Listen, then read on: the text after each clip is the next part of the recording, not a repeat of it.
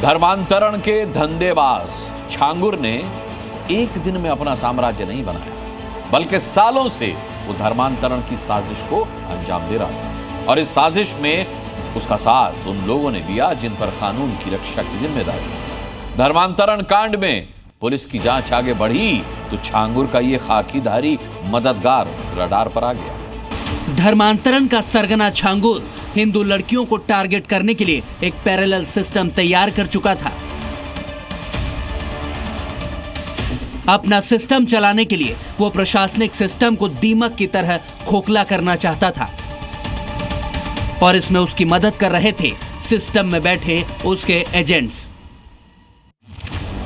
जिस खाकी को पहनते वक्त कानून की रक्षा की कसम खाई गई थी, उस खाकी को छांगुर के हाथों बेचकर कट्टरपंथी क्राइम को अंजाम दिया जा रहा था।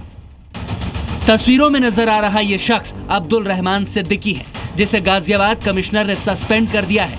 फिलहाल अब्दुल क्राइम ब्रांच में स्वाट टीम के हेड के तौर पर तैनात था, लेकिन जैसे ही उसके तार छांगुर के गुर्गों से जुड़े, उसे तुरंत सस्पेंड कर दिया गया। अब्दुल रहमान सिद्दीकी पर आरोप है कि वो छांगुर जैसे अपराधियों का संरक्षक बन गया था। छांगुर जबरन धर्मांतरण कराता था और अब्दुल रहमान पीड़ित परिवारों की आवाज दबाता था।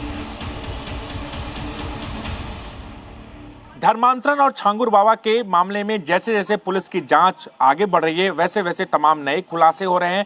अब छांगुर का पुलिस कनेक्शन सामने आया है। दरअसल छांगुर का पुलिस के साथ एक बड़ा नेक्सस काम कर रहा था। इसका उदाहरण इसी बात से लगाया जाता था कि छांगुर मामले में गाजियाबाद के क्राइम ब्रांच में तैनात इंस्पेक्टर अब्दुल रहमान सिद्दीकी को सस्पेंड कर दिया गया था। अब्दुल रहमान सिद्दीकी आज से नहीं बल्कि साल 2019 से छांगुर गिरोह को संरक्षण दे रहा था। गाजियाबाद से पहले अब्दुल की तैनाती मेरठ में थी, जहां छांगुर के गुर्गे बदर अख्तर सिद्दीकी ने पहले एक हिंदू लड़की को अपने प्यार के जाल में फंसाया और बाद में उसका जबरन धर्मांतरण करा दिया।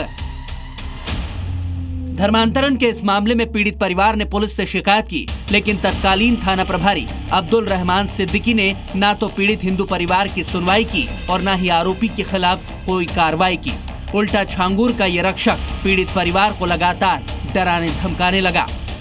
2019 की बात है, जब अब्दुल रहमान सिद्दीकी मेरठ के सिविल लाइन थाने में तैनात थे और उस वक्त छांगुर का धर्मांतरण रैकेट चल रहा था, जिसकी शिकायत एक एयर होस्टेस के द्वारा थाने में दी गई थी। उस समय अब्दुल रहमान सिद्दीकी ने न केवल मुकदमा दर्ज किया बल्कि पीड़ित परिवार को धमकाया भी। लेकिन जब जांच आगे बढ़ी तो इस मामले में पता चला कि कैसे अब्दुल रहमान सिद्दीकी ने इस पूरे मामले को दबाने की कोशिश की। मेरठ पुलिस और एटीएस की जांच में सामने आया है कि 2019 में धर्मांतरण के इस मामले में आरोपी बदर अख्तर सिद्दीकी छांगुर से जुड़ा हुआ था। बदर अख्तर को आरोपी इंस्पेक्टर अब्दुल रहमान सिद्दीकी पहले से जानता था, इसीलिए उसने पीड़ित परिवार की मदद करने की बजाय धर्मांतरण गिरोह को संरक्षण देना शुरू कर दिया। छांगुर के गिरफ्त में आने के बाद से एटीएस उसके गुर्गों पर शिकंजा कस रही है। वहीं ईडी भी जलालुद्दीन उर्फ छांगुर और उसके करीबी नवीन रोहरा को रिमांड पर लेकर पूछताछ की तैयारी में है। धर्मांतरण मामले में आरोपी छांगुर और उसके सहयोगी नवीन से पूछताछ के लिए ईडी ने अपने सवालों की सूची तैयार कर ली है।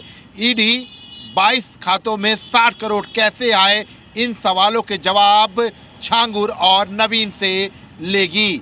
इसके साथ ही साथ तमाम विदेशी फंडिंग के अलावा शेल कंपनियों के बारे में भी ईडी इन दोनों से पूछताछ करेगी। ईडी ने जिन सवालों की फहरिस्त तैयार की है वो कुछ इस तरह है। इन सवालों के तहत पूछा जा सकता है कि 22 बैंकों में खाते खुलवाने की जरूरत आखिर क्यों पड़ी। हबीब बैंक से छांगुर और नवीन का क्या कनेक्शन है।